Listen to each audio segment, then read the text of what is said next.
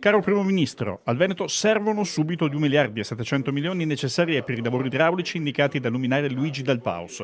Con altri toni, ma sarà questo il succo di una lettera che il governatore veneto Luca Zaia ha inviato al Presidente del Consiglio Enrico Letta. Si presumono danni per almeno mezzo miliardo di euro in Veneto. Un'altra batosta, pesante quanto e forse più del novembre 2010. Tanto da far riproporre da Zaia a Letta un ragionamento complessivo sulle risorse nazionali da destinare alla messa in sicurezza del territorio.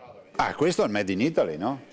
Abbiamo oltre 2 miliardi all'anno di costi da danni da eventi atmosferici e non capiamo che se noi impiegassimo queste risorse per fare la messa in sicurezza avremo dei territori più sicuri, più competitivi, immaginate solo i nostri imprenditori, e potremmo anche nel tempo risparmiare molto. Ma sono maturi i tempi per una global risk nazionale? Lo erano nel 2008, quando ero al governo nel 2008 come ministro, parlavamo di una polizza assicurativa per i 60 milioni di cittadini. Altri paesi lo fanno, le assicurazioni la considerano allettante nel momento in cui sono tutti ad avere la polizza. In chiave veneta?